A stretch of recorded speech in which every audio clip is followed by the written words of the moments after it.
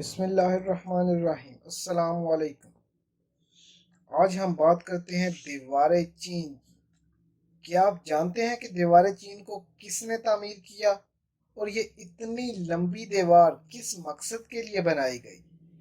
یہ دیوار پوری دنیا کی سب سے لمبی دیوار ہے جس کو انسانوں نے بڑی محنت سے تعمیر کیا۔ یہ وہ دیوار ہے جس کو ماضی میں حفاظت کے لیے استعمال کیا جاتا تھا، لیکن بعد میں یہ دنیا کے لیے ایک شاہکار بن گئی۔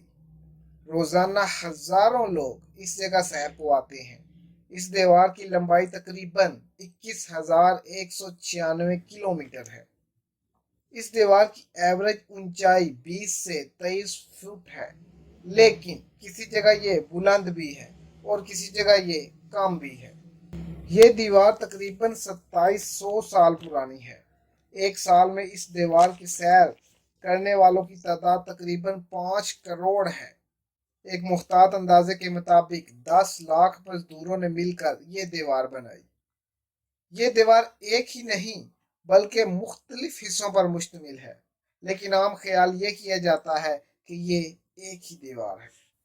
یہ دیوار کسی ایک بادشاہ نے نہیں بنوائی، بلکہ اس کی تعمیر کے دوران 20 بادشاہ بدلے اور انہوں نے اس کی تعمیر کا کام جاری رکھا۔ کیا یہ صرف ایک سادہ دیوار ہے؟ جی نہیں، اس دیوار کے ساتھ ساتھ مضبوط قلعے بھی تعمیر کیے گئے ہیں جن کا مقصد دشمن کے حملے کی صورت میں پناہ لینا تھا۔ اس کے ساتھ ساتھ آپ کو ایک بات اور بتاتے چلیں کہ اس دیوار سے ہمیشہ سرحدوں کی حفاظت نہیں کی گئی۔ 13ویں صدی میں منگولوں نے اس دیوار کو پار کر کے نارتھ اور سینٹرل چائنا پر قبضہ کر لیا اور تقریباً 100 سال تک وہاں حکومت کی۔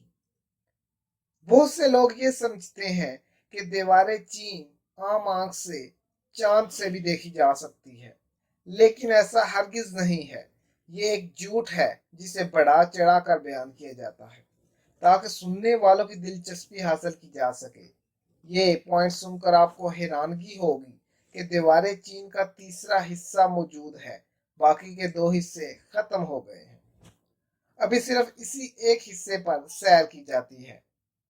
2006 سے پہلے تک اس دیوار کی حفاظت کے لیے کوئی خاص قانون بنایا نہ گیا تھا، جس کی وجہ سے بہت سے لوگوں نے اس دیوار کی توڑ پھوڑ کر کے مختلف تعمیرات کر لی۔ اس دیوار کی تعمیر کے دوران بہت سے عجیب و غریب واقعات رونما ہوئے، جس میں سے بہت مشہور واقعہ ایک مزدور کا ہے جس کی شادی کو ابھی صرف 3 دن ہی گزرے تھے کہ اسے زبردستی دیوار کی تعمیر پر لگا دیا گیا۔ کچھ عرصہ بعد جب اس کی بیوی اپنے شوہر سے ملنے پہنچی تو اسے خبر دی گئی کہ تمہارا شوہر تو مر چکا ہے اور اسے دیوار کے اندر ہی دفن کر دیا گیا ہے۔ اس خبر نے کافی دکھ دیا، لیکن بعد میں دیوار کھلوا کر اس کے شوہر کی ہڈیاں بیوی کے حوالے کر دی گئی۔ اس دیوار کو 1987 میں یونیسکو نے ایک ثقافتی ورثہ قرار دیا، لیکن آج یہ دیوار چائنا کی نشانی بن چکا ہے۔ آج جب بھی ہم چائنا کا نام لیتے ہیں تو ہمارے ذہن میں سب سے پہلی بات دیوار چین ہی آتی ہے۔ دوستو، امید کرتا ہوں کہ دیوار چین کے بارے میں یہ معلومات آپ کے لیے فائدہ مند ثابت ہوگی۔ اگر تو آپ کو یہ ویڈیو پسند آئے تو اس ویڈیو کو لائک کریں، شیئر کریں اور چینل کو سبسکرائب کر دیں تاکہ ہر نئی آنے والی ویڈیو آپ تک بآسانی پہنچ سکے۔